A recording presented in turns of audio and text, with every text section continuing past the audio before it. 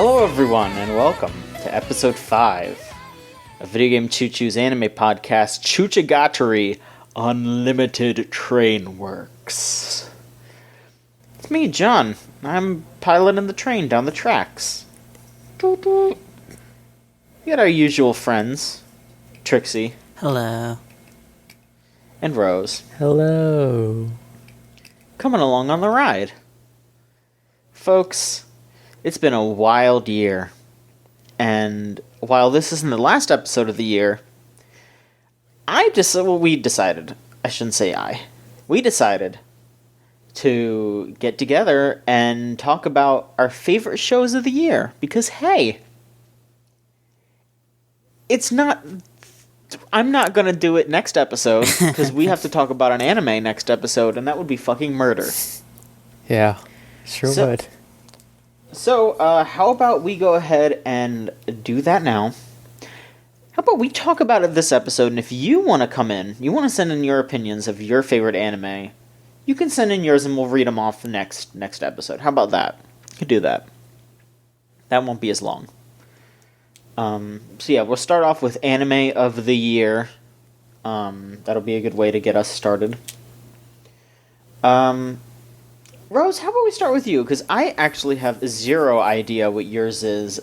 Trixie actually wrote hers down. Oh, yeah. So, well, mine will be pretty obvious when I say it. But my main leader is Magus Bride. I think that the manga for that is really good, and then the anime adaptation I think is even better than the manga. They really speed a lot of stuff up. They condense 54 chapters into 24 episodes. Pretty good. And the chapters for that manga are really long, so they do a really good job of making that fit well, and also the music for that series is phenomenal. Some of the songs sound very Nier-esque. Oh, well, there you go. Yeah. Well, it's good. That anime is starting a big trend in what I really like from anime recently, which is just real examinations of relationships and trauma. Because I'm noticing that in media in general a lot recently. People are talking a lot more about stuff that hurts them. Everyone's fucked up, and everyone's got to figure it out somehow. Huh? Yeah. But yeah, that's definitely my favorite anime of the year total. Otherwise, I was thinking about and Pop Team Epic was this year, wasn't it? Yep. A guy like that. I know you didn't, John. It was fun. But I really liked how fucky they got with a lot of stuff, being able to just grab a bunch of voice actors for it, being able to grab fucking, what was it was Cell and Frieza they fucking got for that one episode. That's great. Yeah. And just running it back to back I think is really interesting. And I'm excited to see whatever the hell that OVA is next year. But yeah. More scared than anything. Oh, yeah. Yeah, I mean, it is coming out on fucking April Fool's Day, isn't it? Who knows if it's even a real thing? Yeah. It's set for fucking April Fool's Day. Could just be a prank. It could just be Bika, farting on camera and just being fuck all y'all. Other than that, Fate Cooking is the best Fate anime. It's completely, you can't even go, oh, I had a problem with this. It's just fucking they're cooking. And that's great. And then Zombie Land Saga. It's not done yet, and they could fuck it up really bad or something somehow in the last episode. But that being a new IP and really just feeling fresh and funny and really unique, I'd say, is how it feels. It just feels very of its own, and I really appreciate that. There you go. That's my anime of the year. Okay. Nice. Thanks. Damn. Got through that nice and quick. Yeah. Trixie, would you like to talk about your anime of the year? Heck yeah. My favorite anime of the year was A Place Further Than the Universe. Also an original show. Original show's killing it this year. Yeah. It's a sort of slice of life thing about cute girls doing cute things to get to Antarctica. And the teenage dramahood and personal troubles that they face along the way. It made me cry like 100 times throughout the entire thing. Also, really cute, really good looking. I believe it was made by Madhouse, which... Yeah, I think so. Yeah, they always make the most gorgeous looking shit. Yeah. Is there anything else you want to shout out? Yes, Devilman Crybaby. Oh, fuck right. That was this year. Yeah, It was amazing. Yeah. Fucking blew me away. It's so bleak and so miserable, but it's like super compelling at the same time. Not like grimdark bullshit that I can't bear to slog. Yeah, exactly. Which is what I feel like original Devilman kind of is. Like, the original's very, like... It's weird because the original Devilman manga is like way more campy and Yeah. not even as serious, but still like really grim and depressing all the same. And this just has like no camp, pretty much. It's... I don't know. What about when the ceiling... God. Yeah. I almost forgot about that, yeah. John, you see this? You see this anime? I've seen it. Okay. I've seen most of it. So do you know what the ceiling? I know he knows. Okay, yeah, it's amazing though. Yeah, no, that anime is great. I love the art style. Oh yeah, it looks gorgeous. And I love the lesbians. Absolutely. It's a very gay show as well. Oh yeah, on both ends. Yeah. Also directed by the same guy who did Tatami Galaxy Ping Pong. Yeah. So, yeah, of course it's gonna look that good. Mm-hmm. Oh, it was really good. That was a really good show. It's maybe the best anime original Netflix has gone. There's like a lot of close contenders for that, but the fact that they got something like Devilman is astounding. Yeah, totally. Oh, I think Devilman knocks it out of the park compared to other anime that Netflix has gotten, honestly. Yeah, hey, can we shout out like worst anime of the year? Real quick, want to pull out the Fate Extra anime. It looks like absolutely gorgeous, but it's incomprehensible. Yeah, I tried to watch it. I tried to watch that shit. So I was like, you know what? This is on Netflix. It's easy to get, whatever. Nero's cute. I'll watch this shit. The first episode was complete nonsense. Like, absolute complete nonsense. The second episode, like, they were just like, hey, alright, we know why you're watching this. Here's Nero's titties for, like, 5 minutes straight. And I was like, alright. And then after that, it went back to nonsense, and they were just like hanging out in a bar with Francis Drake, and she was just like, I'm not actually Francis Drake, and I'm like, I know you're Francis. Look. See, the thing that don't insult bugged me about it was that they like were like, oh yeah, here's a series where we can go all out, we can have it be gay as hell with Nero, because that's how like the games are if you play as a girl. And then they were like, well, it was gay as hell, and then she died, and I was like, oh what? Oh, no, bring it back. What? Oh yeah, right at the beginning they have her with like the female master, and then she just dies, and then they just it was dumb. Apparently Nasu said that the Fate Extra anime was supposed to be friendly for newcomers. What? How could he say that? Nasu's on the fucking drugs. Nasu's on weed. I don't even know how you could ever think that. Like, I would... What? Sucked. It was bad. Like, you could watch Fate Apocrypha, I think, and be like, oh yeah, I understand this. Actually good. Yeah, exactly. And, like, it still has good animation. Not as good. I think the thing with Fate Extra is it's Shaft, so of course it looks fucking like amazing all the time, but also like, ugh. It's not great. Anyways, good anime. Sorry to derail. Trixie, anything else? Yuru Camp was incredible. Almost perfect, pretty much. Maybe the chillest show of the entire year. God, like, even watching that, it's good all year round, even in the least campable parts of the year. Least campable. Yeah, like, fucking Right. winter, bleh. Still camping in the winter is great. Yeah. You just freeze your ass off. It's amazing.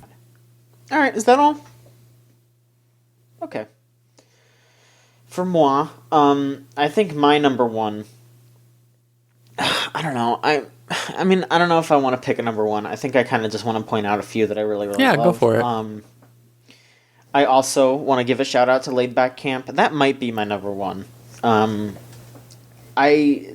honestly, part of it might have been it becoming like a phenomenon in Chooch. Back when we used to have our anime nights, which, man, I wish I had the time to do that again, but you know, we'll see where the year goes, I suppose. We would watch Laid Back Camp together, and it was just super fun just being in that call with a bunch of people and just being able to just go shiny days together and just there was just this feeling of warmth and community watching this show about just cute girls being cute and having little adventures and camping. It's so much fun. I loved it. I really, really loved it. Another one of my favorites, something that I really wasn't expecting to love it as much as I did, but Agretsuko. Heck yeah. Agretsuko is really, really good. Specifically the Netflix show. It's very smart, very funny, very witty, great art style, just a great sense of self in Agretsuko. I highly, highly recommend watching it. Again, well, yeah, I mean, you mentioned Netflix shows, and I was just thinking, like, yeah, you know, like Fate Extra and, like, I don't fucking know. Knights of Sidonia or some shit, like, you know, who cares? I know some people who care. They can bring it up with me. But now I just remember, oh yeah, Agretsuko. So Agretsuko is also a Netflix thing. Very, very good. And probably next episode I'll talk about the Christmas special, because that should be out by the time. That should be out by the time we record again. I'm so excited for that. I'm so excited that there's even going to be a second season. Yeah, and the interesting thing is the Christmas special seems to be like a direct sequel to this season. Like, it's not just like, oh yeah, no, this is maybe before or during or something. Like, no, this is like after the season. So it's like season 1 Christmas special, and then I guess season 2. That's cute. So that's really cool. I'm looking forward to seeing that. And the last thing that I want to give a shout out for anime that I really, really liked is Hinamatsuri. Oh, hell yeah. Yeah. I feel like Hinamatsuri had some moments where it tripped a little, where sometimes I feel like they thought that something that they thought was funny wasn't really, and I do think that sometimes they went a little too hard on the drama, but what landed, and the warm moments also made me feel especially warm. Like, there were a lot of really good anime this year about maybe found family could be something in a sense, but yeah, just like finding friends and family and improving yourself with them and helping each other out. Like, that was just theme, I feel like, this year. And that's something that I think we all need to remember, is to work together and love each other and all that. Mm-hmm. Yeah, my only problem with Hinamatsuri was just like the moments where it felt like a little too mean, almost, like for a joke. Like, there were a couple times where it's like I think the time when like Hina leaves And then Nita throws a party immediately by himself. I was like, oh. When she walks in on it, I was like, no. It made me very sad. But otherwise, it's like great. It's very heartwarming most of the time, I'd say. Yeah, like I said, sometimes they whiff it, sometimes they don't. It's all right. And I guess real quick, I will give a quick shout out to an anime that I think was a bummer this year. I only saw one of them. I haven't gotten around to seeing the other one. But man, Fooly Coolly Progressive. The more I've thought about that show, the less I put up with it. I was so stoked for more Fooly Coolly. I was ready. I was like, yeah, Tanami's working on it. I felt like they understood what made Fooly Coolly as good as it was. It felt like it was as forced as people thought that it would be. It wasn't anything really special. I think they went too hard on the shock value at times, and it's like it just was. It had the style, but it didn't have like the heart of the original show. So it's just a bunch of like neat visual stuff that felt really whatever in the end. Yeah, it was very, very shallow, and I don't know. I definitely wish it was better than it was. I should give Alternative a shot because I remember liking that first episode of Alternative that they showed. And hey, I think taking Fooly Coolly as an anthology sort of thing instead of as like something with a sequel, because Progressive was a sequel. I think it's better as like an anthology sort of thing where Haruko shows up and interacts with new people and throws a wrench in their lives. I think that's way more interesting than just Haruko showing up again to try to summon the fucking ancient deity thing that she's in love with again. Like, no, you shouldn't have to do that. Like, Haruko is an interesting character to drop in places, but you gotta do something different with her. It can't be the same thing over and over again. Yeah. You know what's a fucking weird anime from this year? That I haven't seen anyone mention it after now that's over. Sanrio Boys? Oh yeah. It's just weird. I don't know how to describe it. What was it about aside from boys who wear like Sanrio stuff? Or was that it was about like masculinity, and how it's fine to like things if you're a boy or whatever that aren't traditionally masculine. But it was like weirdly, of course, like all those shows, it was very weirdly like yaoi centric, but in like really weird ways where it would just be like, I don't know. It was weird. There was like multiple times where they pull up like trivia about the Sanrio or whatever that become plot points, like, oh, Pom Pom Purine, everyone loves his butthole. I was like, what? It's like, yeah, that's his charm point. I was like, what? And then it's like, well, he has to find it now. It's like, what? That show's just weird. I don't even know how to describe it. Like, it's like, the second episode is like all about like his Pom Pom Purine gets thrown away, and he remembers how he ran away from his grandmother, and then his grandmother died. Now he's like depressed about it, and I was like, what is happening? And then it goes back and it's like, well, everyone, let's go to the Sanrio store. A realistic, hyper realistic Sanrio store they're inside of. Oh my god. Is such a weird vehicle. And also, like, Sanrio in general has had like a huge presence. I don't know if you've noticed this anime like year. Like, there's just like a bunch of just Sanrio stuff everywhere. Like, there's cinnamon just randomly in a bunch of anime. I've seen like some Pom Pom Purines around and stuff. It's weird. Agretsuko counts, right? Yeah, well, that's just a straight up Sanrio, okay? But it's weird. Yeah, it's really weird. I like to give a quick shout out to the worst anime of the year and probably ever, Frank's Just Oh yeah. like, just to quickly get that out of the way, because that show sucked a lot. Did you watch the whole thing? I watched the whole thing. Wow. You have so all much right. patience and power.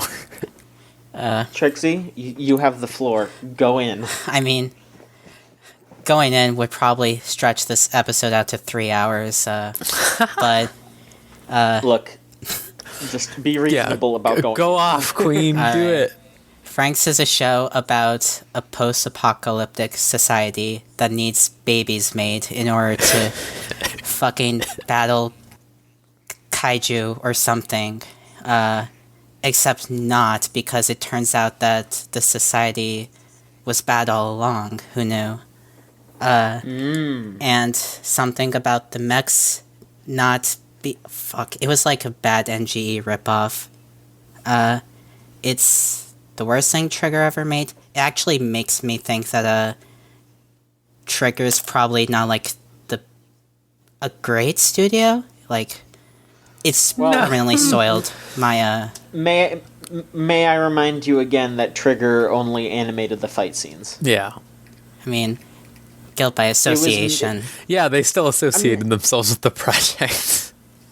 Yeah, but like it was written and most of it was done by Production IG. So like, let's be fair here. Also, A1 Pictures. Yeah. Oh yeah, it was A1 Pictures, yeah. not IG. Excuse me. Yeah. Yeah. I mean, it's still left a bad taste in my mouth as far as Trigger stuff. Yeah, between that and like, what was the other thing they did before this? It wasn't very good. I can't remember what it was. Last year, didn't they have a show that was like very like eh? Did they? Or am I thinking of just Kisniver? Kisniver is just like thinking of- 2016, I think. Oh Jesus. Okay. Well, that's the last one I can remember, and I was just sort of like eh on that one too. Like it's like Yeah. I guess Franks pisses me off so much because there are actually points that like seemed interesting, like if they were written by a writer. a writer, yes, at all, or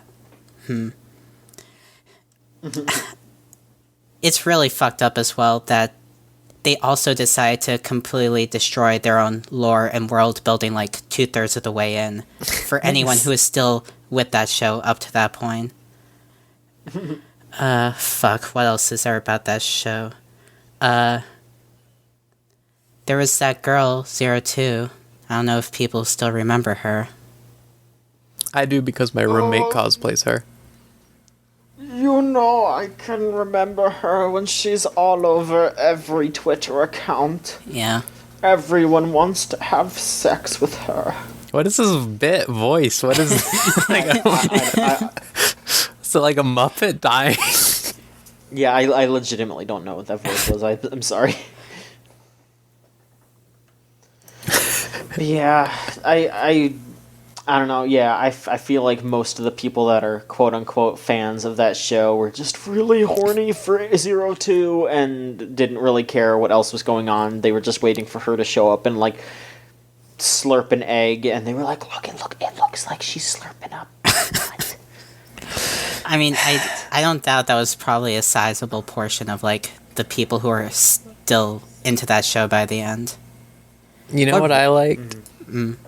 I liked in the first episode when she caught a fish with her mouth. I was like, "Woo, awesome! Ha- That's cool." And then I didn't watch anymore. Machi. All right. Yeah, that was a bummer. There were some bummers, but there's some good stuff too. Like, honestly, this season of anime has been really legit. Yeah, this one right now. Yeah.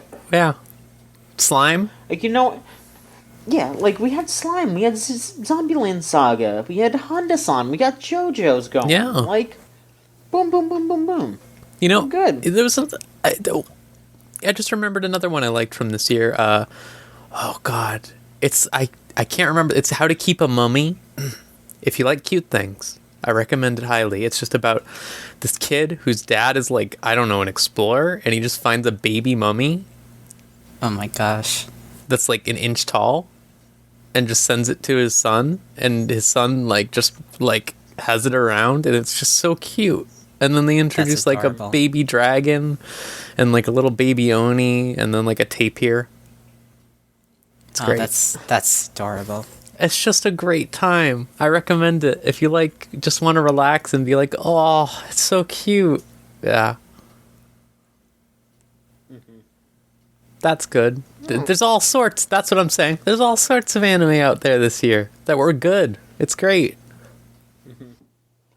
And my biggest disappointment of the year was in Pokemon Sun and Moon, where they fought Ultra Necrozma and didn't play the song. You're never gonna let them go for that one, are you? Nope. Didn't Why should I?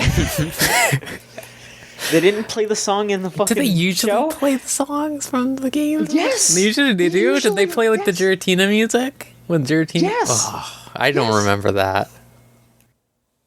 Look, they didn't play it in the show. They didn't play it in Smash Bros. Oh, I thought they did, Dan. No, they didn't. They're disrespecting me so much. I'm so mad. Can't believe it. Alright, well, if that's all for Anime of the Year conversations, I suppose, we can just get into what we've been watching recently. Because that's what the show's about. Trixie, Hi.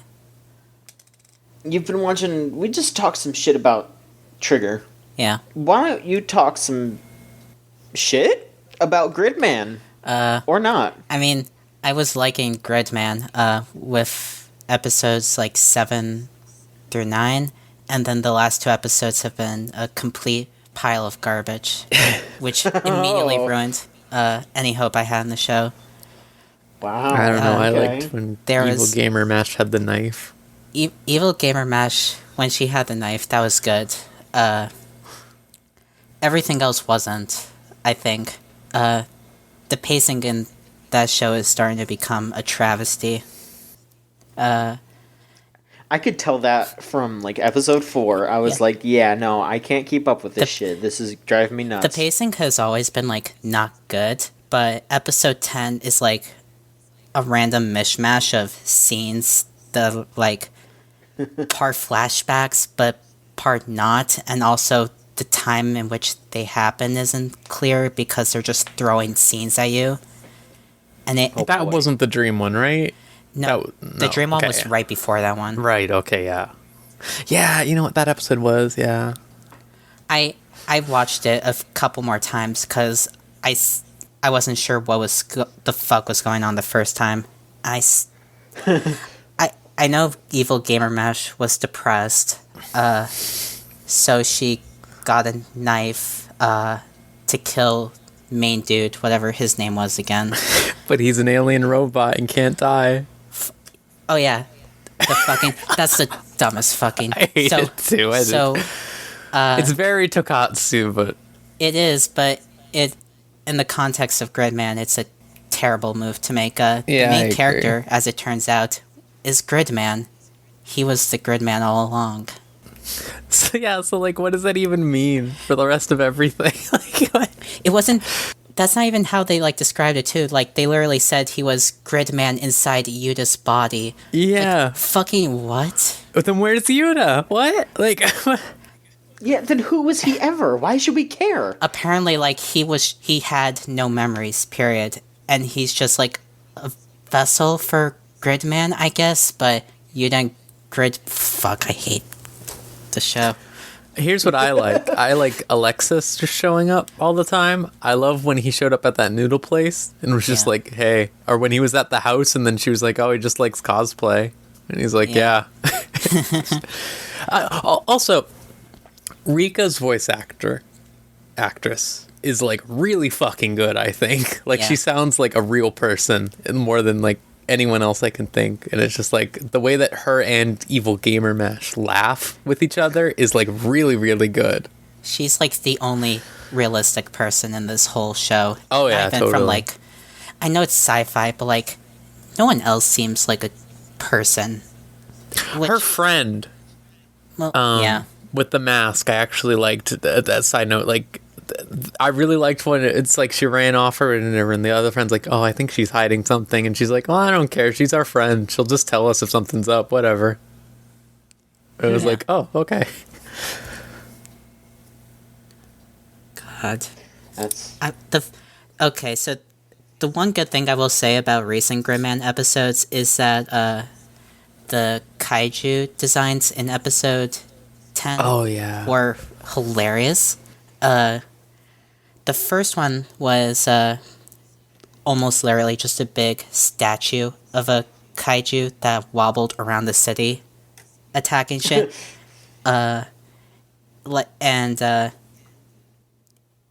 It almost looks like a photorealistic clay statue just fucking wobbling, destroying shit.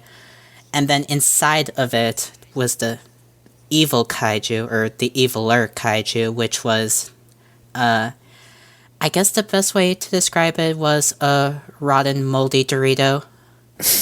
Yeah, kind of. Which was apparently supposed to be a Kane's soul or whatever, or her heart manifested as a fuck, I hate Gridman. Trying to describe it is torturous. I like how stupid it is most of the time. I do feel like towards the end it's now sort of veered into like, let's just throw like a ton of stuff all out. I really didn't like the Hiyuta is Gridman. I like the whole like, evil gamer mash Akane is God. Like, that's great. I think that's cool. And then like everyone just like figures that out and is like, well, fuck, what do I do? And they're like, actually, it doesn't really matter anyways, whatever. I think this show would have been better if it was like a comedy. Oh, absolutely, yeah. I think it would be really good if it was a comedy. Or even just slice of life. Like, it's so self-serious, even when it tries to be funny now. It's like so dramatic and over-the-top serious, I can't even buy into it. I feel so weird about this show because I see people talking about it, but the only people that I really see talking about it are people that are really, really entrenched in the anime community, I guess. And they're the kind of people that are just eating up all the references. They're like, oh, this looks exactly like a shot from this old toku, or this kaiju is just a reference to this, and it's just, that's all I see anyone talking about. I don't see anyone talking about the actual plot, and I almost feel like Trigger realized that, and they were just like, what if we just keep throwing a shit ton of references in here and don't really care about what's going on in the actual show? Like, I feel like it feels like almost. It's interesting that this exists because like there have been like Tokatsu anime before, but like there's never been like a really one that's like not just like an adaptation or something. Like, this is an quote unquote adaptation, but it's very different, I guess. I mean, it's an adaptation in a sense that, like, everything about it is just from something else. Yeah, but it's just it's a quilt, and I mean, that's not necessarily a bad thing. But I almost feel like that's the only thing that they're trying to do with it, and they're not really trying to go beyond that. Yeah, although I will say, in Gridman's favor, it actually does seem like a genuine attempt at being a good show, even if it's not, unlike Frank's, which doesn't feel genuine at all. Like the direction they took with it being all serious is bleh, whatever, but there are good moments. Evil Gamer Mash having her dream episode that was my favorite episode. That was a really good episode. Which I really thought that was the direction that the series was going to take, at least be more thoughtful and aware of itself instead of not, I guess. But I just want a whole series about Rika and Akane. That's just what I want. Like, I wouldn't even mind if it's like a spin-off slice of life bullshit thing. Yeah. I would gobble it up. Yuri romance, let's go. That'd be good. And like, even when the little kaiju boy turns into Megatron in the 10th episode or whatever, it's like, I can tell that the show's trying, which is something. I can't hate it, I think.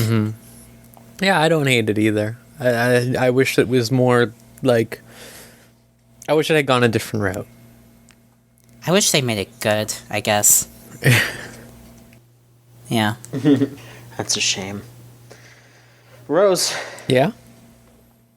Now, there's a show on here that I think that you should be able to talk about, but I'm gonna be real. I don't think I can ever truly grasp what this is. Yeah? Because, I mean, boys don't know this. Yeah. Why don't you tell us about Symphogear and try to explain it to me as best as you can. Okay. So, I only watched half of season 1 so far. But, it's like a slightly edgy magical girl anime. Basically. But they sing songs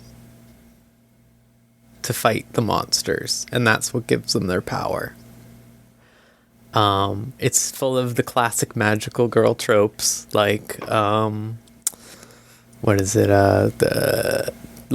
she's always missing things with her real friends and causing drama with her friends because she can't be around, and missing promises and stuff because she has to work, and stuff like that. But it's also, like, edgy, like I said, but it's not like super serious edgy.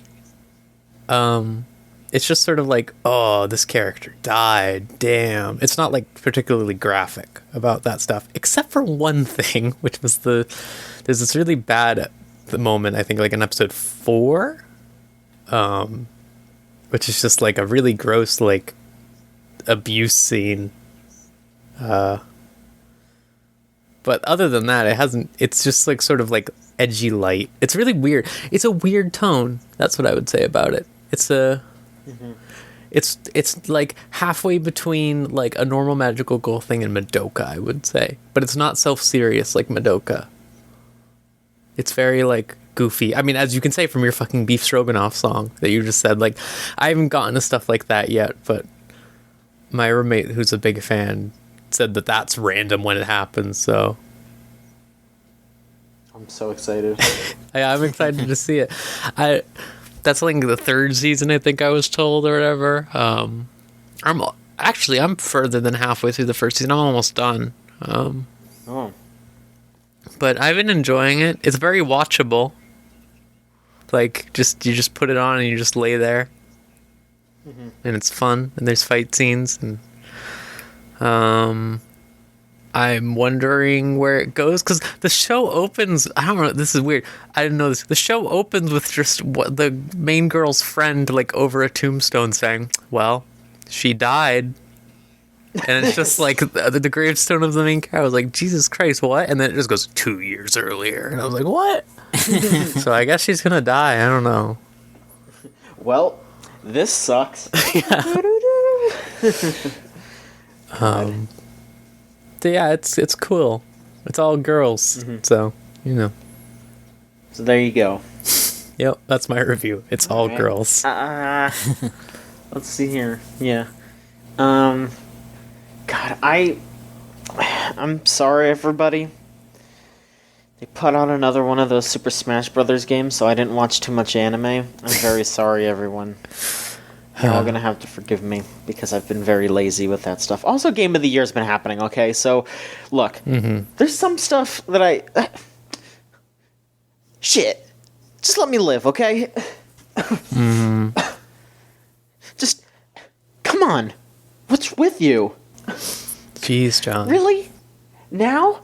During the show? Really? What? Okay. I mean, clearly the answer for next time is to just play Smash while you watch anime. Kill 2 birds with one stone. Yeah, John, that's what I've been fucking doing. I have to look at the screen, okay? Uh-huh. That's fair. Anyway, I did watch some stuff. Let's see here. JoJo's. I haven't watched the newest episode, I don't think. Yeah, me either. Do you like Little Feet? Yeah, the fucking small man. He can make you smaller, and he's all fucked up and rude. That was a fucked up episode. They like told the backstory of like the assassins of That was so fucking funny. It was something, alright. It was dumb as shit. Like them just being like, here's these weirdo assassins, but they're trying to find out who the boss actually is. So Here's the tragedy that happened to them like a week ago. I think that's like the quickest I've ever seen gay characters die on a show. Literally introduce a gay couple, and 10 seconds later, they're murdered. Yeah, they like chopped the dude up like a fucking tree, like as if you were chopping him up to look at his rings. God, that episode was, even for JoJo standards, like fucked up graphic. Yeah, it's really graphic. They the assassins kill a dude by the little feet man shrinks a car. And then slips it in a dude's drink, Fuck. And then expands it inside of him. And then it kills the dude's like wife, girlfriend. Like, it's so fucked. It's kind of hilarious, but also fucked up. Listen, nothing's as fucked up as in part 1 of JoJo when Dio made those dogs into vampire men. Like, they just had the heads of men. They were dogs and they were vampire dog men, and I didn't like that one bit.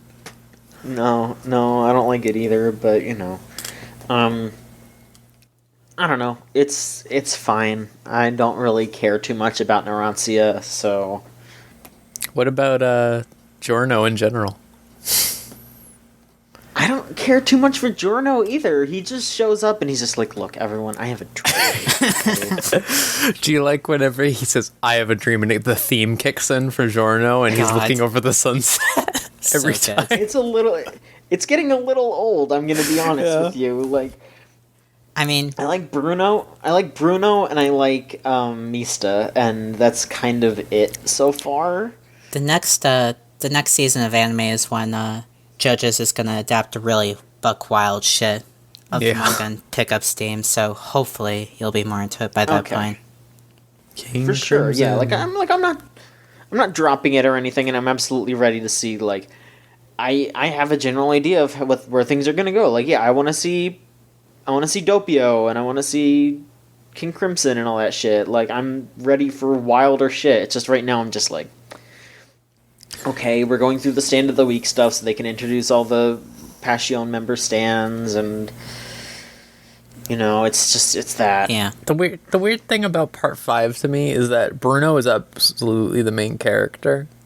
But like Araki still tries to make it Giorno, but Giorno is very, very one note and also has like the most broken stand in all of JoJo.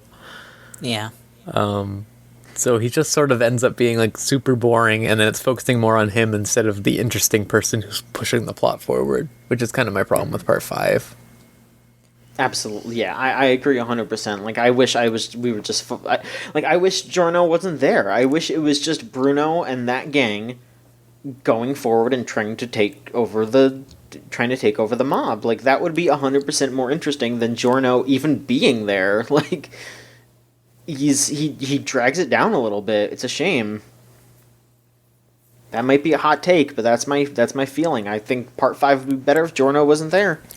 At least he's the hottest JoJo. mean, There's Gappy. I like Giorno more. That's because he looks like Dio. Yeah, that's fair. Dio's pretty banging. I mean, Jolene's the that's best. almost... Okay, so we can all agree this. Jolene's the best one. I was gonna say that's almost not fair. Yeah. Yeah. Like, just say Dio's the hottest, because Dio Brando. Like, come on. Tokimoteru. But yeah, that's basically it. The fucking part where he's like riding the rats and shit. You'll never catch me now. God, look. I just think rats are inherently funny when it's during Thanksgiving. What? I was over at my buddy's place, and his grandfather, who's old as shit, just started talking about like being in the trenches during a war. I don't remember what it was. It might have been fucking World War II or some shit, because he's old as balls. And just like saying like, yeah, there were rats in the trenches, and we used to just have to kick the rats. And he was just talking about kicking rats like for like 15 minutes, and nobody else is paying attention to it. So I was just sitting there like trying like hiding my face, like just guffawing, like, oh my, he's talking about kicking rats. That's so fucked. And I told my friend later, like, dude, your grandfather was talking about kicking rats.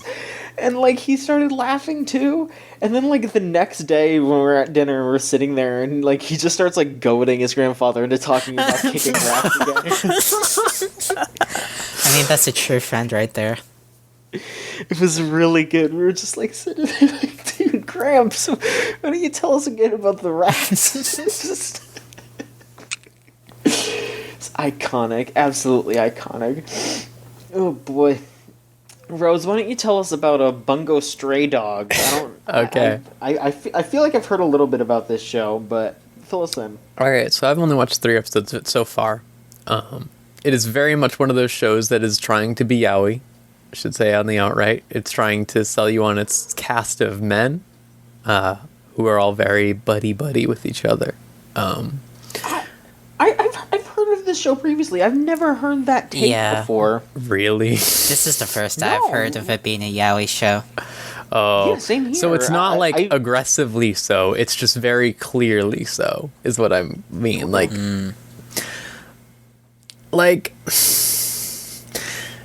they're all just like constantly like, they're basically flirting with each other all the time, but it's like they're all doing like these comic routines, and there's only men, so that's why I'm saying it's like this. It's like there's one girl and she's never around so far. So it's about a detective agency where they all have superpowers, based off of famous authors. Oh, hell yeah. The main villain is Francis Scott Key. Oh my gosh. He gains power is he becomes stronger the more he spends money on something. And he's the main villain, and I think that's great. Classic. The main person, this is the problematic part of Bungo Stray Dogs. The main person is based on an author who like killed themselves, I think. Something does I. And this person who has this powers, he's like basically the main character. He's just obsessed with suicide, and he just keeps trying to kill himself in ridiculous ways. Like, he just like puts himself in a barrel, and he's like, I thought like when you put yourself in a barrel of oil like this, it was supposed to be like, oh yeah, you just die, but instead it's just like torture, and I'm not about that life. It's weird tone. Okay. But it's fun. I don't know. I like detective stuff.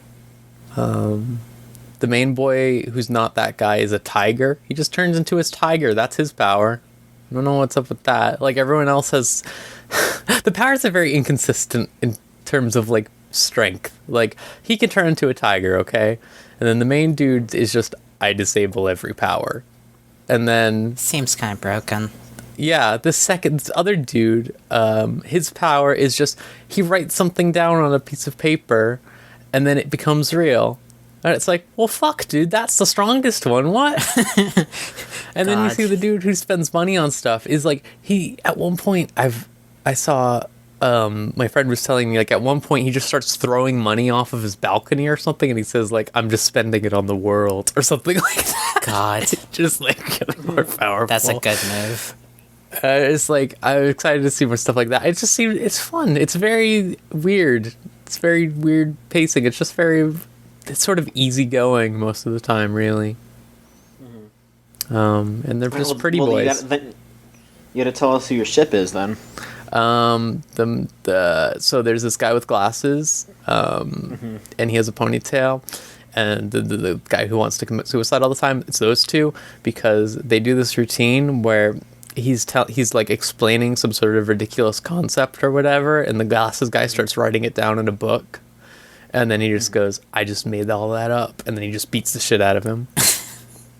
God. And I'm like, this is great. Okay. Sure, why not? Yeah.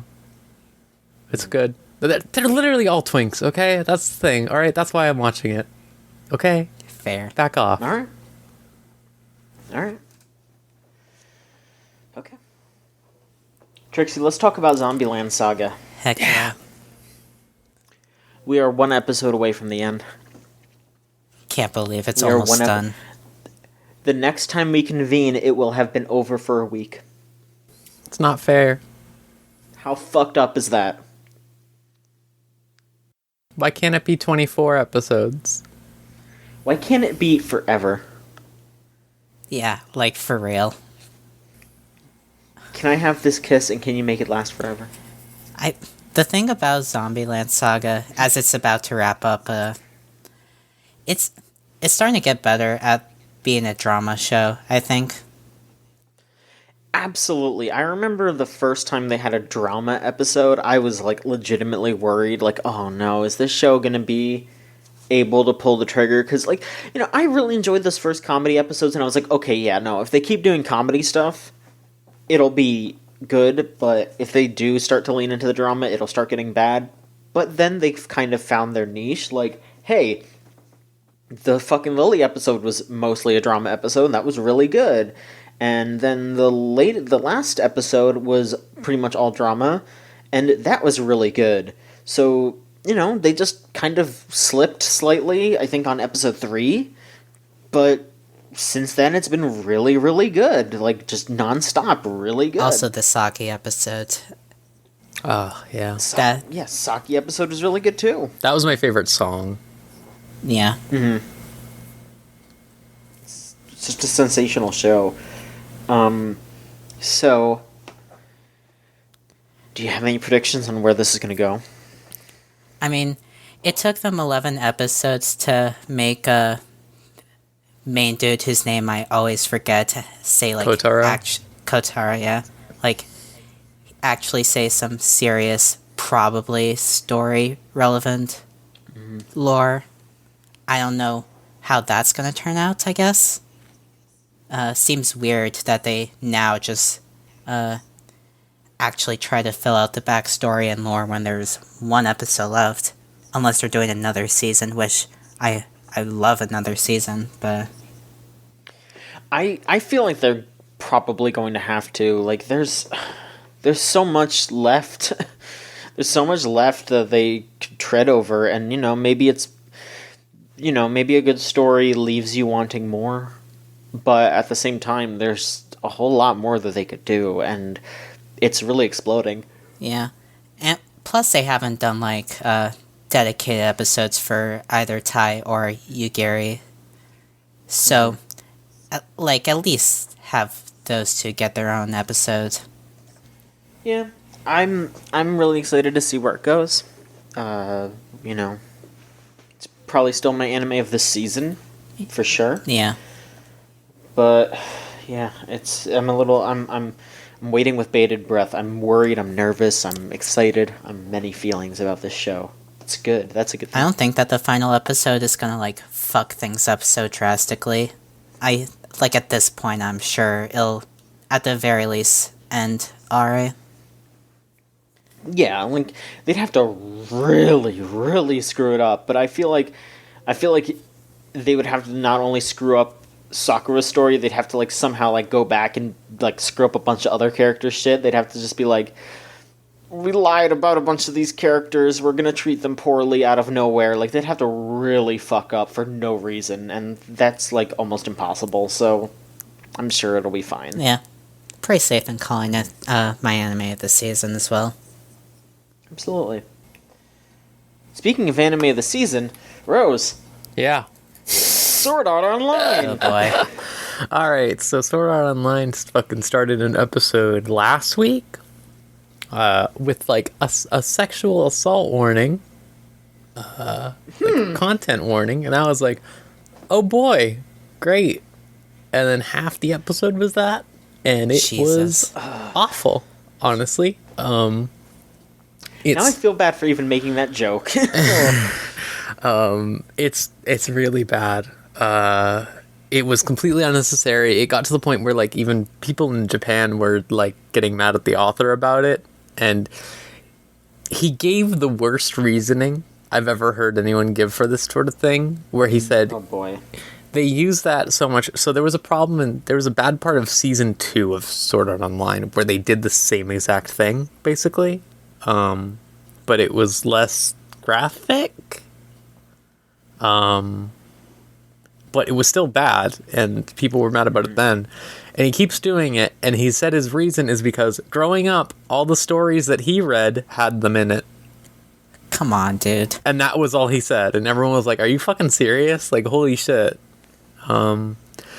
This just sort of seems to be a bad season for anime in that department. I feel like when people talk about stuff like Berserk, obviously, you always have to talk about, like, oh yeah, it has this really bad shit in it. And, like, it's usually just Berserk I can think of that's been like that. But, like, now there's, like, Goblin Slayer this season, and now this. It's just, like... It's fucked. Like, did Goblin Slayer even have, like, a content warning? Nope, it didn't. That was the big problem with Crunchyroll, is, like, it was not... It was rated G, I think, when it launched. And, like, the first scene has a very graphic scene. And they, like, went back and added it. And Yeah. Of course, people started to be pissy about it because they're fucking 12-year-olds who can't understand that other people have different feelings than you. You fucking pricks. Kind of surprised me that Sword Art Online even put, like, a content warning. I just don't expect that stuff anyway. It's because they got caught last time out, like, by the thing. They didn't want to deal with it again, probably. Yeah, it's because Goblin Slayer got them in so much trouble. They don't want to do it again. But the scene is especially bad because it's literally just serves, as all these scenes do, they serve just to move forward the plot for the male characters. There was no reason for that scene to happen. Basically, the situation is like these two noblemen just hate Kirito and his boyfriend or whatever. So they, like, start sexually harassing a girl in the dorms or whatever, and Kirito and Yujio, his boyfriend's pages, because they're knights or whatever, try to stop them, and they just get tied up, and etc. Bad. That's gross. They do it so that they can, because it's not illegal to do that. There's a code in the world or whatever where if you break one of the laws of the world or whatever, like killing someone, they are attacking someone unprovoked or whatever, a magic thing happens to you and you get, like, called to jail, basically. So they were doing that to coax them into doing that.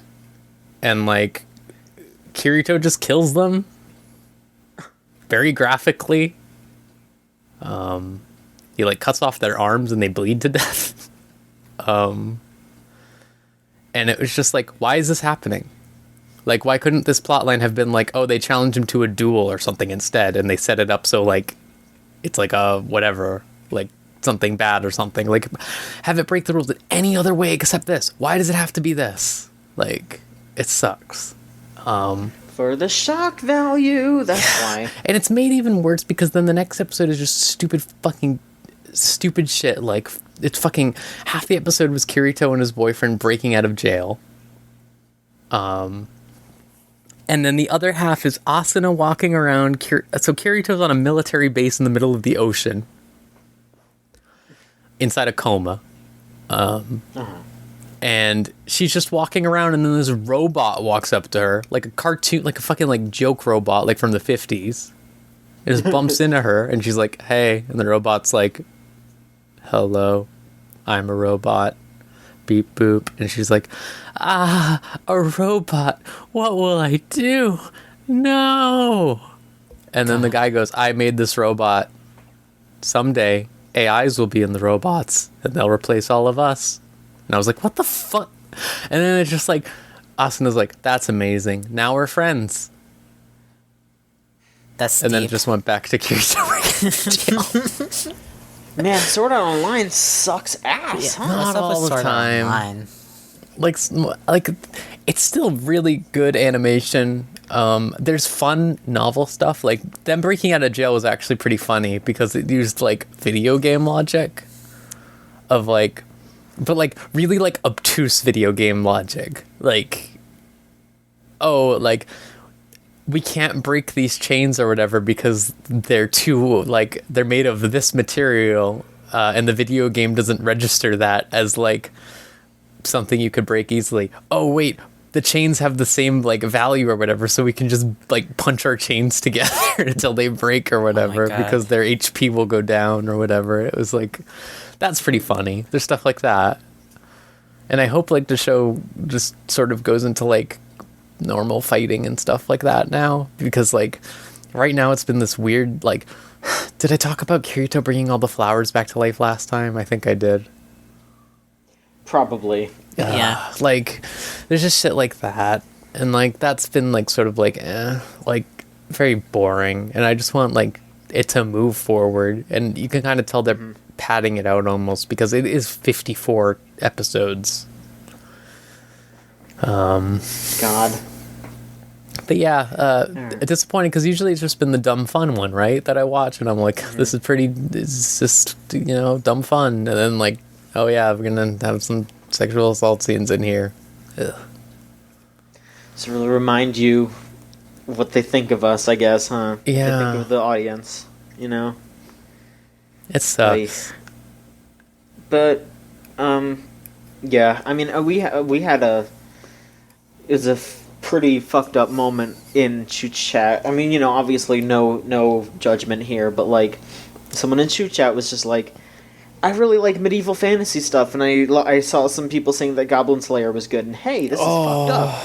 And then, like, immediately afterwards, everyone is just like, you should just watch Reincarnated as a Slime, and then, like, over the past, like, 2 or 3 days, they've just been checking in, like, oh yeah, I love Slime. Like, it's like, Yeah. we saved you. We saved you from this Slime's mess. so good. Like, this, you know, talk about Slime real quick. Yeah, that's what I was gonna say. If you want to talk about Reincarnated as a Slime, I love let's do that the slime is just a weird agender body now, and also is, like, hitting on dudes. I don't know if you saw the most recent episode. I have not, but you know what? They're going for it. They're going for it. It's great. Like, now all the Oni are around, and they're all, like, cute. All of them. Great. I'm gonna say something. You might disagree with this. They were hotter as Oni. For some of them, I agree with you. Yeah, it could kind of go either way for some of them. I think, like, the blue hair one looks better now, and that was the one that the slime was hitting on. Okay. The fucking the like princess, like she was more cute than hot, but I thought she was cuter as an Oni. Yeah, like, now once it's they a lot made her more human, she was dainty. just, yeah, she's just like, oh, look at, I'm a little bit like, no, like, she was like this cool looking cute orc, and now she's just like a dainty little princess, and I'm just like, that's not as cute. I do continue to love the outfit designs in the show, though. Like, they're really good. Sure. Like, I love the use of fur, especially. Like, you don't see a lot of, like, furry, like, not just, like, collars and stuff, but, like belts and stuff like that. Like, coats and stuff like that. I really like it. That show's great. I don't know. It's still fun. It's just, you want to talk about, like, real fun. Like, there you go. You don't have to worry about anything bad happening there. The worst that happens is Rimuru's like, woo, boobs. And you know what? You follow John Machonsky on Twitter.com, so, you know, it's alright. Okay, let's see here. I guess I'll just talk real quick about Pokemon before we move on. There's some weird shit going on in Pokemon. What? I don't know what the fuck. I guess they forgot that they didn't do an episode for Guzzlord, because they did, like, all the other Ultra Guzzlord. Beasts. So they were like, oh shit, we gotta do an episode for Guzzlord. So Ash goes into the forest with Tapu Koko. And Tapu Koko is, like, challenging him to a fight, and Ash is like, oh, I gotta get ready for the last grand trial. So I'm gonna fight Tapu Koko to show that I'm strong enough to do it. So Pikachu and Tapu Koko's attacks clash, and it opens up a fucking wormhole, and it sucks Ash and Pikachu in. Oh, that's good. Oh, is this like the cool shit from Ultra Sun and Moon with the Guzzlord stuff? Because I love that shit.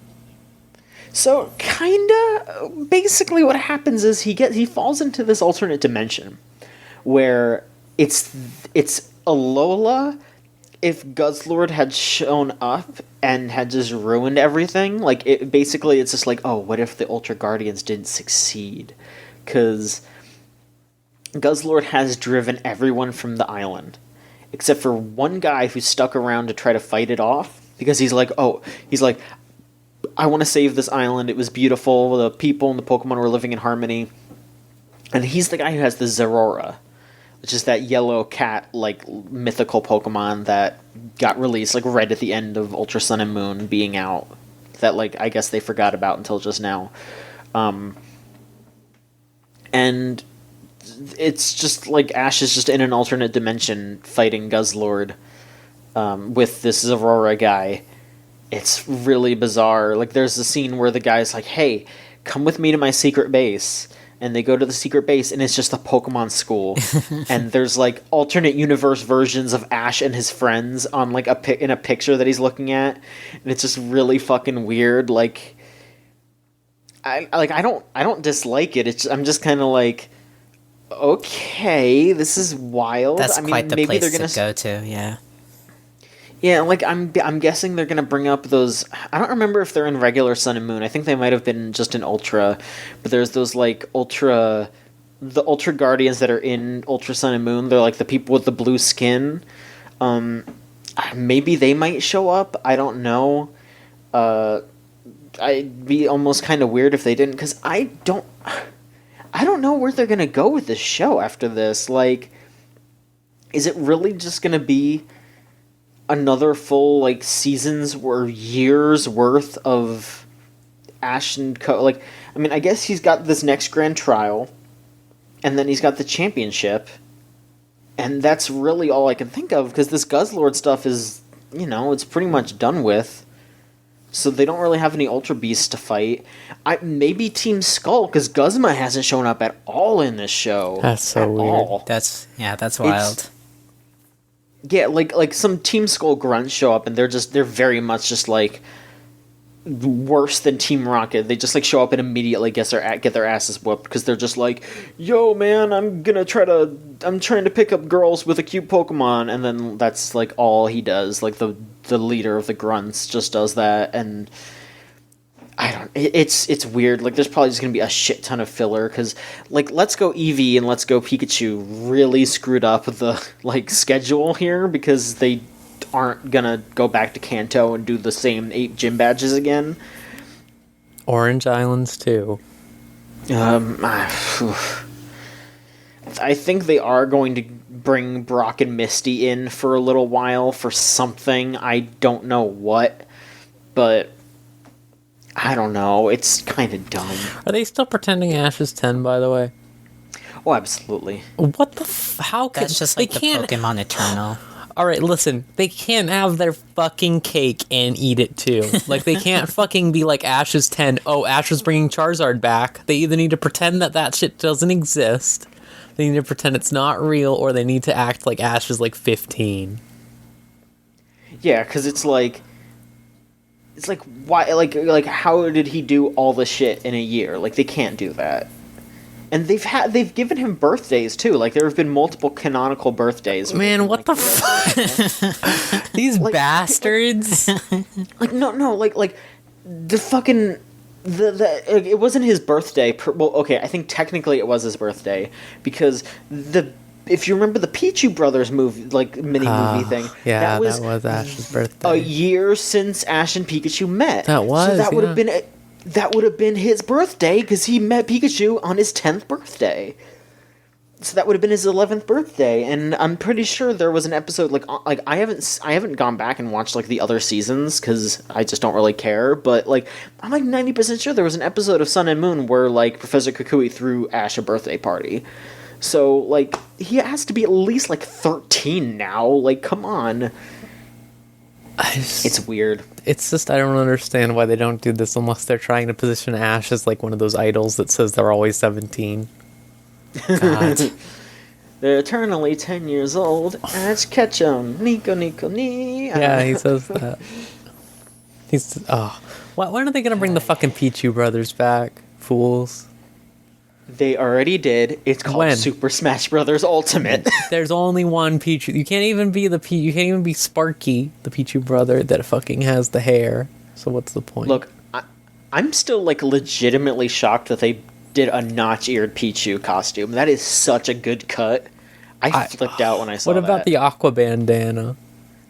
The Team Aqua bandana is also really good, but just the fact that they referenced the fucking weirdo special Pikachu from the Poke Walker from Heart Gold and Soul Silver. Yeah.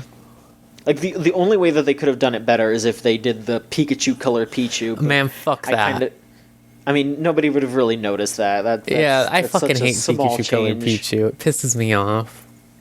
At least notch-eared Pikachu, or notch-eared Pichu looks different. Yeah. But yeah, that's... I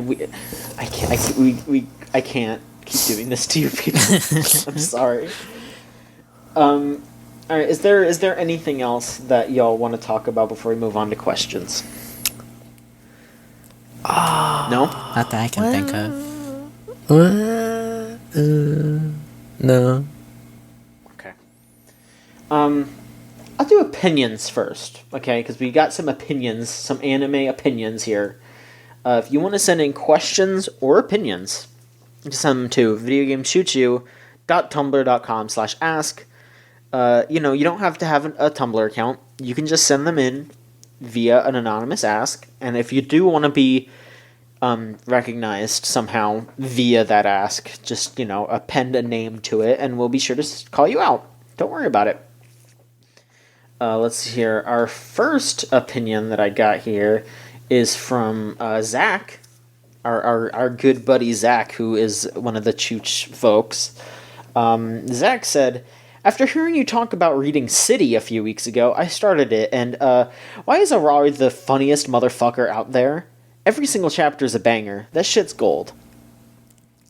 I am inclined to agree. Yeah. City, if I may remind everyone, is the new manga. I mean, yeah, it's still like, going. What, 3 years old at this point, isn't it? Something like that. Comparatively, sorry. I don't mean to fucking... Yeah. You're fine, but yeah, it's new comparatively, and I think it's only just recently coming out overseas by the Nishijo mangaka, and it is fantastic. It is just as funny, if not, I don't know if I want to say more so, but God, it's so fucking funny. Highly, highly recommended. Definitely check it out if you see it around in your local Barnes & Noble store or other fine retailers such as that. Yeah. I will say, I mean, no advertisement here, but Barnes & Noble is actually running a thing right now, and I think it's going until like the middle of next month. That's like buy 2 manga, get 1 free, which is really good. So, hey, there you go. Go buy City, I guess, because there's like 3 volumes. There's 3 volumes out, I'm pretty sure. Like, if you like Nichijou at all, you'll like City.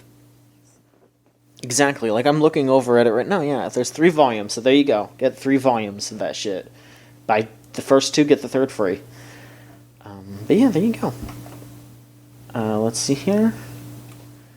We got another opinion here. This is from Lucy from the Discord. If you want to join the Discord, that's at thegamezone.zone. Lucy says, Golden Kamui is very good, and I feel a little bad I only half paid attention during its first season, since the concept didn't originally grab me. The recent 2 episodes feel like the plot is finally at a concrete position where it'll move rather than meandering.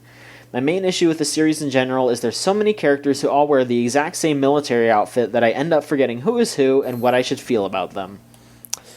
Yeah, so a big problem with the anime, and I've been told this by multiple friends who have read the manga, and I've seen plenty of the manga from them, is that the anime's art style is a lot less inspired than the manga. There's a lot less... It's a lot less exaggerated, and when it's a lot more exaggerated in the manga, you can tell like the differences between everyone because they're making very specific faces that you can match up to them. And then in the anime, it's just a lot of very basic emote and stuff like that. Yeah, like, you have no idea how many times, I have been trying to find copies of Golden Kamui around just because, hey, I want to read it, but it's always sold out wherever I go, which I guess is a good thing, but also a bad thing for me.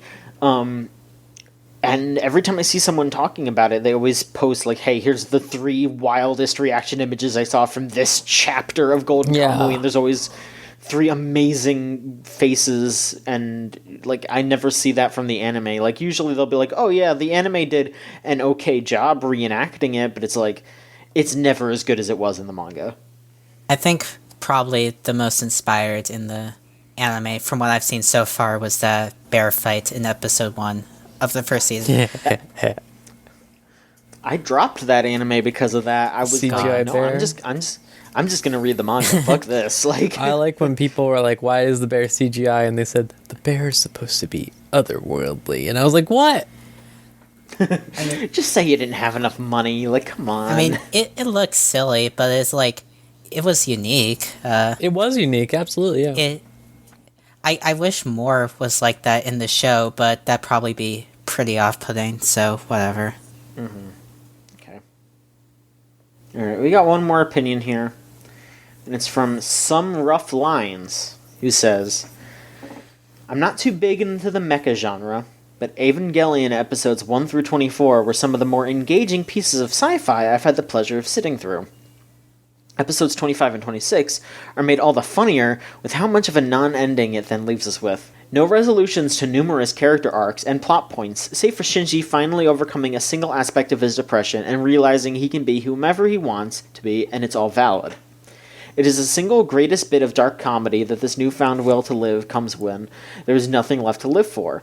Misato is shot and bleeding out in a corridor, Ritsuko's corpse floats in orange goop, Kaiji's murdered, Asuka's broken, and Rei is caught up in an existential crisis. All he is left is a womanizing deadbeat father that does not care if he lives or dies in a world that is presumably fucked anyway. I didn't think much of End of Evangelion besides the trippy visuals. They're neat, but the core of Evangelion is made explicitly clear. Everyone is lonely, and we all want to make a connection, so to be kind to one another. But equally important is to be kind to yourself, for you are the only one who can truly understand you. It's a cool message, mind you, but the series' mindfuckery definitely gets hyped up over its relatively simple message. All in all, it was just okay. Fun series, def worth a watch. Yeah, people tend to play up how much of a mindfuck that show can be at times, but it's good, aside from that. Yeah, like Ava to this day is still one of my favorite anime. For sure. I know it's probably really basic and all that, but look, I think it's really good, and it hit me at a really good time. And I wouldn't say End of Ava is a mindfuck, but more of just, I just think it's gorgeous. I think the animation is fantastic, and I think it's a really well done story. But I also feel like the first time you watch it, and all that shit just starts going down, and everyone's souls start to coalesce in the fucking primordial soup, and the giant nude Rei appears above the fucking world and starts flowing the soul while Hey Jude plays in the background. Through her gigantic hand vaginas, and Shinji's just sitting there, nailed to the cross, basically, screaming bloody murder. It's a lot. Yeah, it's a lot. So, I've said this weird take before. I don't actually like the anime Evangelion that much. My main thing is I think I was sold on it because I saw Kaoru and I was like, whoa, woohoo! And then there wasn't a Kaoru around anymore, so it's barely in it. But I love End of Evangelion a lot. I'm a big fan of surrealist works, so... Mm-hmm. That's like, the Come Sister Todd bit is like fantastic visuals. Love it.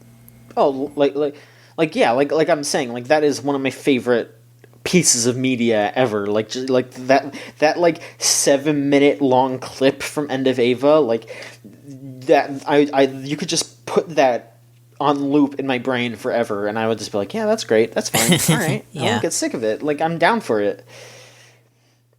Yeah, I think it's excellent, and like that's fine. I do think that, I think you're right that it is a very simple message, but it's definitely something that, like, sometimes you just need to hear that, like sometimes you just need someone to sit down and tell you, hey, like, look, we're all going through shit, and we do need to help each other, but also remember that, like, you need to be there for you.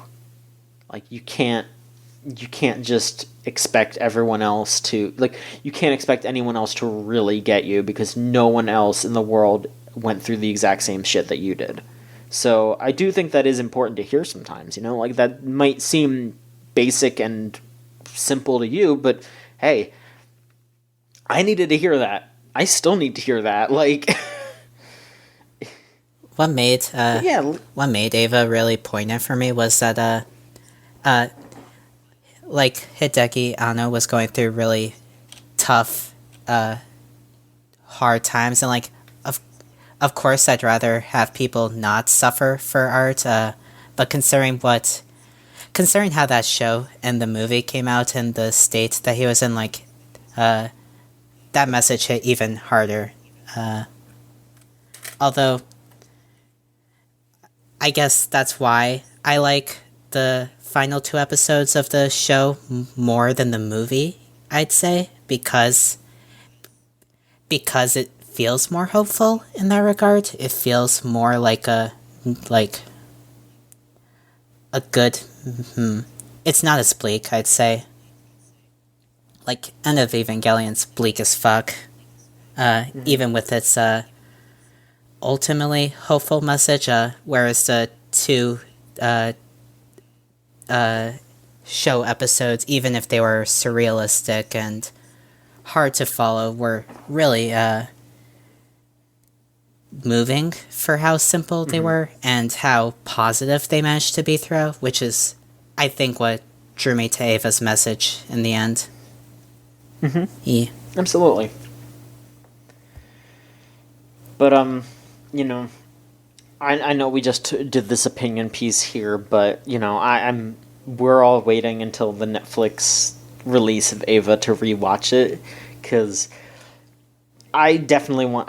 I haven't actually sat down and watched all of Ava, the main series, since I originally watched it. I've rewatched End of Ava pretty recently, so, you know, I feel like my opinion of that at least still stands, but I definitely want to go back and watch the original anime for this show and, you know, really reevaluate that. Yeah. Because now that I'm older, now that I have been through different things, I think it would be a good idea to go back, rewatch it, and see how I feel about it.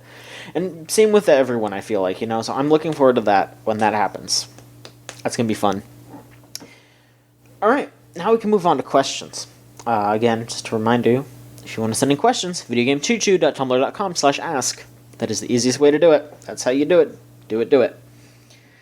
First up is from Solaire Hazard, who asks, what are some guilty pleasure series y'all enjoy or revisit from time to time? By that I mean series that have lackluster writing, wonky animation, problematic elements which you recognize as all bad but still find entertaining, and what about those shows do you enjoy?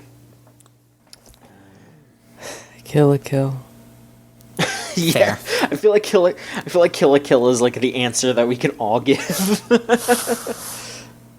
I don't really I haven't like gone back to it or anything, but I was definitely like, yeah, like I like Kill la Kill, but you know, it's Kill la Kill. The worst part about Kill la Kill is literally the first episode. Well, that's the second worst part. The worst part is... I was gonna say. You know, there's that one part that we won't talk about, but that's the worst part. But the first episode is pretty rough because it has, like, really weird characterizations of, like, half of people in it. Like, Senketsu is completely different from how he is in the rest of the series. Yeah. And, like, Satsuki's kind of weird. Gamaguri's kind of weird. It's all kind of weird. It feels like a pilot.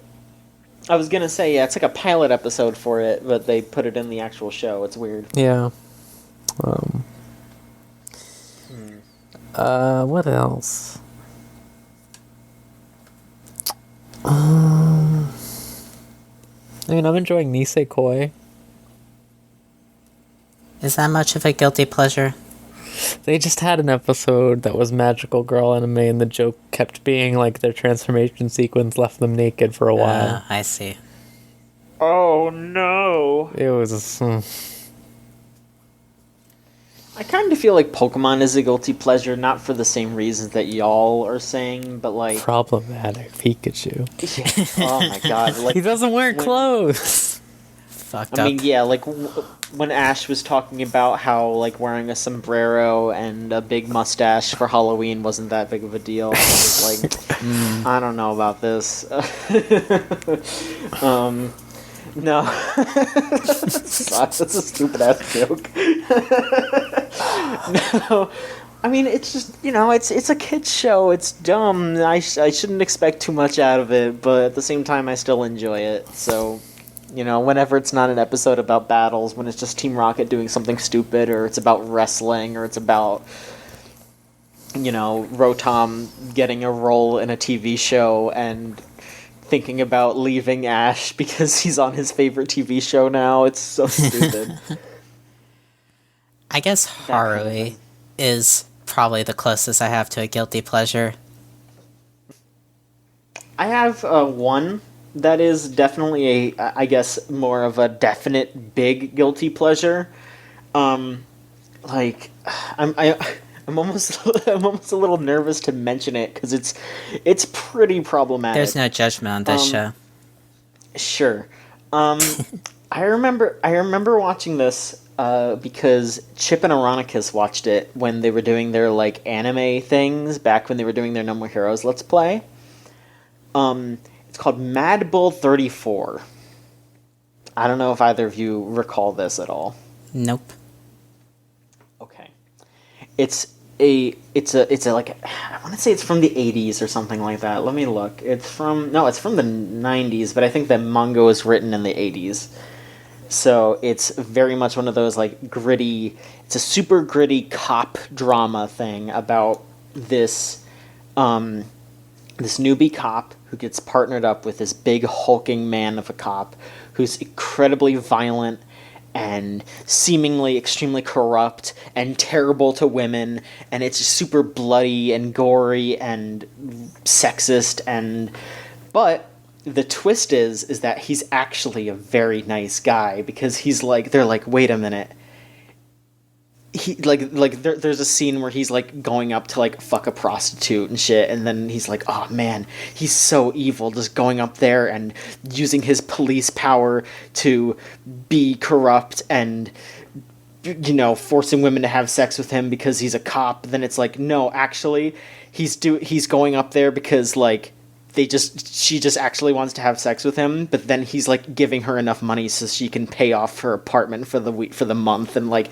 he's making sure that she's safe, and like it's God. Really stupid and like absolutely problematic as shit, but it's like really dumb, and like I can't recommend anyone watch it. Like I really can't, but I remember watching it when I was in like high school or something and just being like, this is just stupid enough that I can look past how pretty awful it is at times.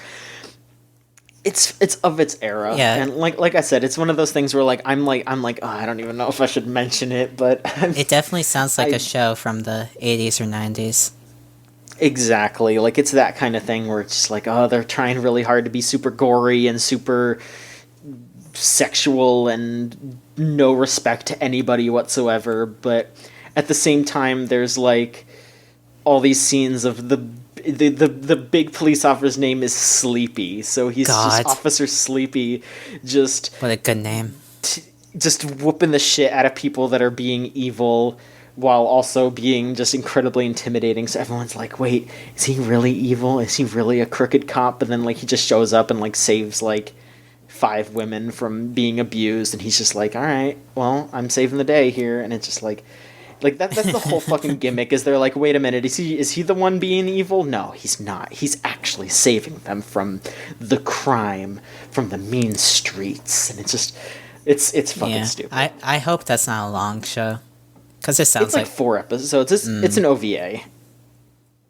But yeah, like Chip and Ironicus watched it like ages ago. Like I don't like it, this had to have been like 7-8 years ago, maybe more, because they were just watching a bunch of like really stupid like early 90s late 80s anime for that, and that's definitely like it's fucking just super like campy bullshit. Like the 2 shows that I remember from that are that and that like Ging show where it's the dog that's trying to fight the bear. I remember that show. The dog's name is Weed. God. And he just has like magic dog powers where he just like ricochets across the screen, bites the bear. Anyway, yeah, just move on, I'm sorry. Horror Errors asks, with Zombie Land Saga ending soon, we still haven't learned the true identity of the legendary Taiyamada. Do you think we should, or would you rather she be a wacky zombie for the rest of her undead life? God, that's such a hard question to, like... So, a weird example to compare it to, but I kind of would want it to be like Wilson from Home Improvement, where they just sort of allude to some sort of, like, existential, like, existence for her. Like, she has, like, just, like, people, like, making off comments about her or something, and, like, but never anything concrete that could, like, tie her down to a specific identity. That's what I would want. I want a myth. That's what I want. Sure, yeah, that's not a bad idea. I mean, she is the legendary Taiyamada, so let's hear some legendary legends and mysterious myths. If they do a second season, I want at least one episode with a regular Tai. I don't know. That might be an angle. It's just it's hard to think about. Sorry. I was just going to say, I almost don't want them to do that. What I would love for them to do, because she's getting to the point where she's like, she's not awake or anything like that, but she's definitely at the point where she knows what she needs to do. She wants to be around the other girls, and she's participating in the dances and all that. I think a really interesting episode would be if she got, like, lost or something. If she, like, fell out of the van, oh my gosh. or something like that, and her trying to get home. I think that would be a really good episode. God, yeah. It would be so easy to mess it up, though. Just like, yeah. Exactly. Like, I do kind of feel like they should just leave her be. But who knows? Maybe we'll find out who she really is, and we'll be really amazed. Maybe that'll be the last reveal at the end of the last episode. Oh, that'd be something. We'll find out. Let's see here. Century Punk asks, who's your favorite rival character in anime? Who's the hot-blooded rival that you enjoy the most? Not Sasuke. Not Sasuke, okay. I'm trying to think.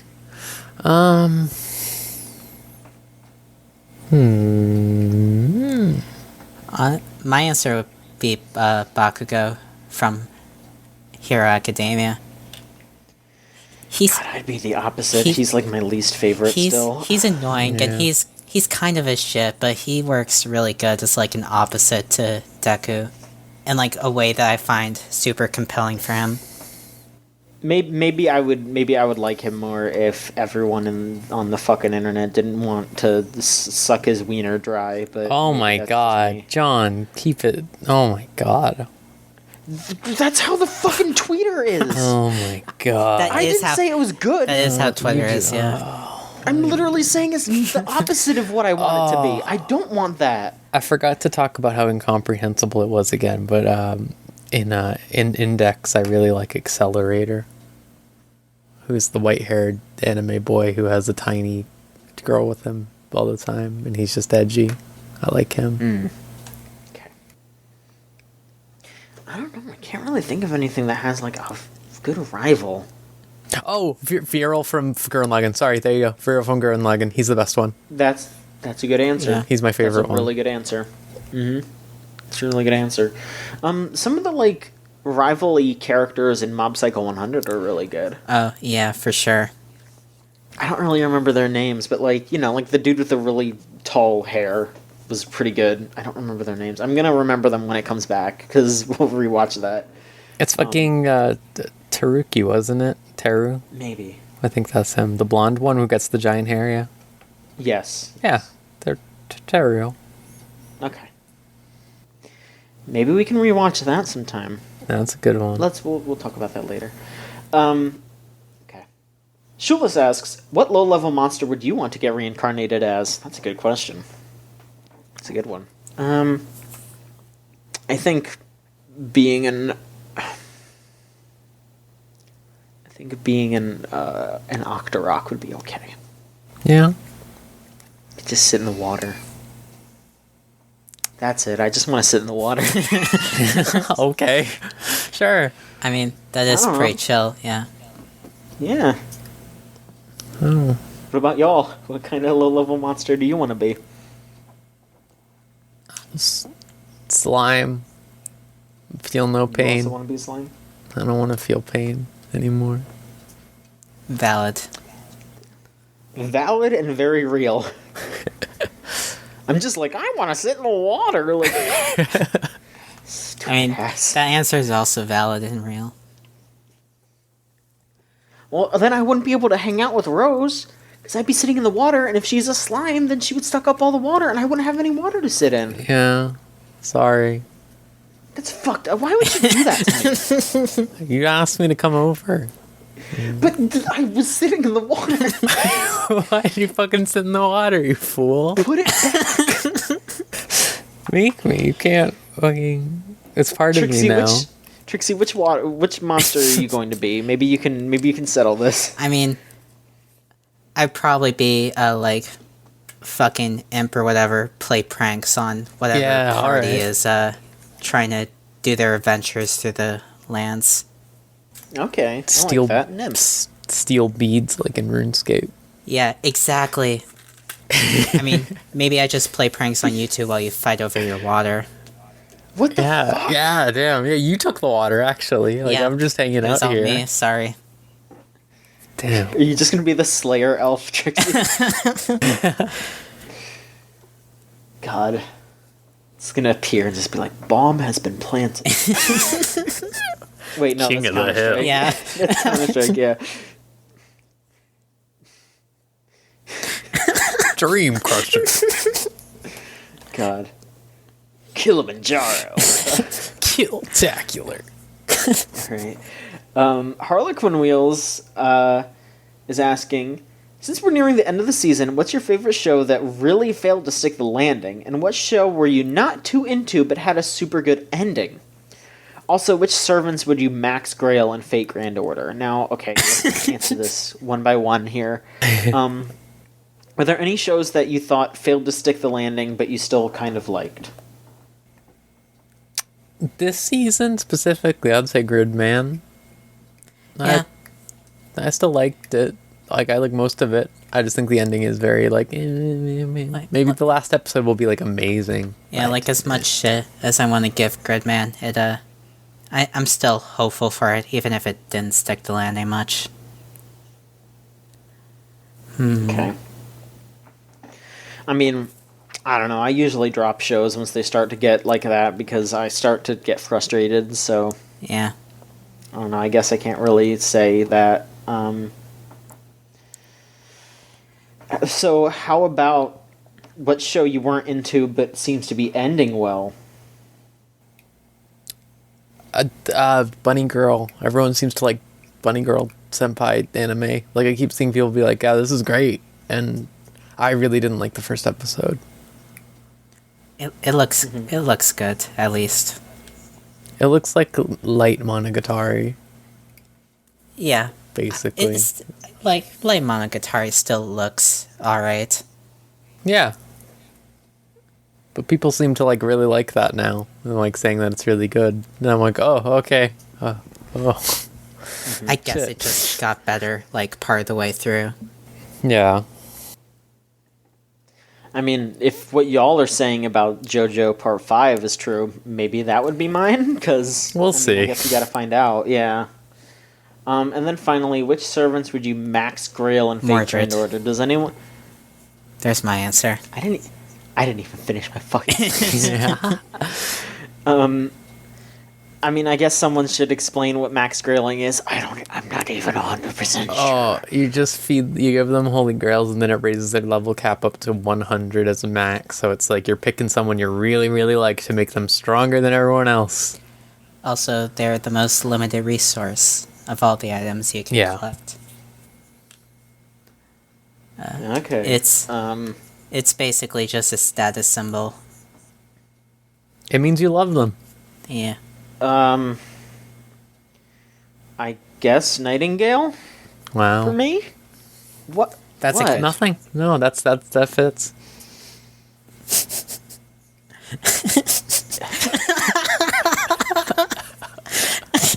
What's wrong, Do we John? have to do? Is this what you got to do every episode? I'm Is this some sorry. kind of What? thing? I don't understand the problem. I don't understand the problem either, and that is the problem. It's nothing wrong with it. I'm just stating the truth. All right. What about you, Rose? I already did Is it Shiki, but Okay. Nobu is who I'm gonna do next because I love Nobu. Okay.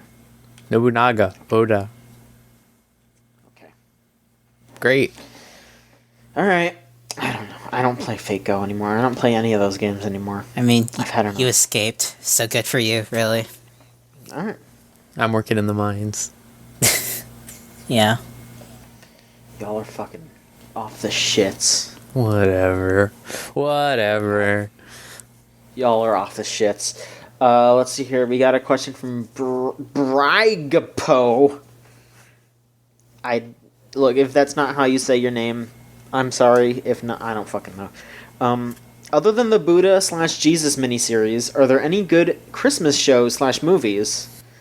I guess anime specifically. Are there any good Christmas anime out there?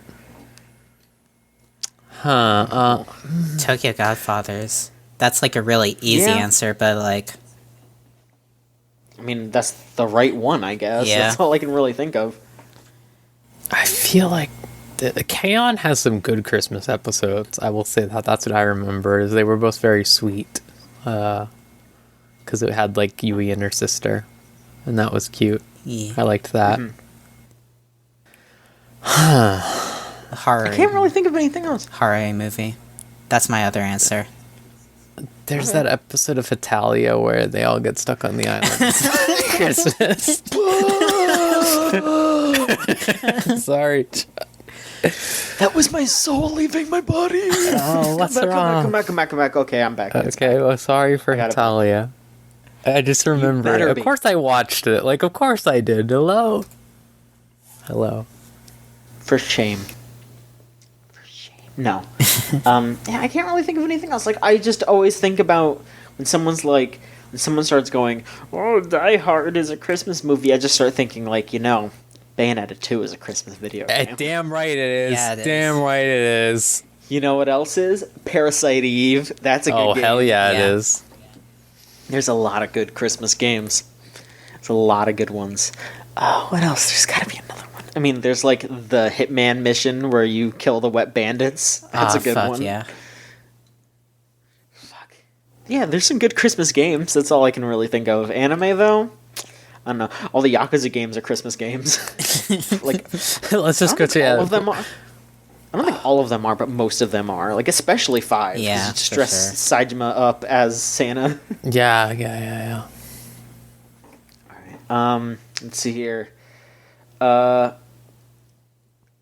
guess we just have one last question here, and it's from Hajnal Endo, who just says, "Here's my opinion. Everyone should watch Trapeze." And that's the anime Trapeze, also known as Choochagatari. I've actually seen a good portion of it. It is really good, but I feel like that's something that I'd probably have to restart or watch again or something. What's it 'cause about? It's a little hard to explain. It's basically it's a show about mental illness. It's about a series of characters who visit this psychologist character, and this psychologist character has like 3 personas. It's really strange. Like, he's either like a mascot bear character, this like really skinny twink character, or this like little boy character, and he like switches between them randomly. And it's just like him following them around as they like go through their mental illness. Like, there's an episode about a guy who's sexually frustrated. There's an episode about someone who has extreme anxiety.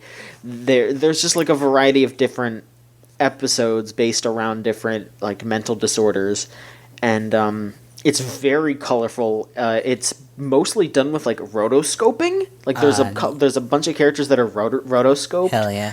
but it's also incredibly bright and beautiful and really interesting. Like the doctor's assistant is this like really it's this hot lady who's in this nurse outfit, but she's always rotoscoped, so she looks like really like alien at the same time. God, that's so good. It's really cool. Yeah, it's really neat. I would recommend it too. It's super interesting. I haven't finished it though, so I can't tell you. I can't tell you if that trapeze hit the landing very well. But you know, I'm sure it does. If the rest of it was as good as it was, it has amazing music too. Oh my god! Like after this, I'm gonna go listen to the ending song because it's super good. But yeah, thank you for sending in questions, and thank you all for your opinions, your questions, etc., and for listening to the show this week. I know we usually go a little longer, I guess, but hey, it was kind of a slow week. Next week, more like it was a smash week. Hey. It was. I mean, it's always good to have shorter episodes like this. I mean, shorter in the long run, I guess, of it being almost 2.5 hours long. Yeah. But we'll be back next week, and we will talk about Gotcha Man crowds. Remember to watch that, and send in your opinions about that. We'll look at all the different opinions that you want to send in. We'll have opinions about Gotcha Man, and also opinions about your anime of the year. We want to hear that, too. We want to hear your opinions on anime of the year. So, send those to videogamechoochoo.tumblr.com/ask. You don't have to wait for me to ask. You send them in whenever you want. And that should do it for this week. Thank you to lovely ladies for being on the show. Of course. If you want to get these episodes a whole week early, go to patreon.com/VGCC. Just give us $1. $1 will get you these episodes a whole week in advance. That's a lot of value for $1. That's like 2 hours worth of content for $1. Well worth the price. Come on. Can't go wrong. No, that's like 4 hours because it's 2 episodes. It's $1 a month for 2 episodes early. That's a lot of value. A steal, honestly. But yeah, we'll be back in another 2 weeks with another episode of Choochagatari Unlimited Train Works.「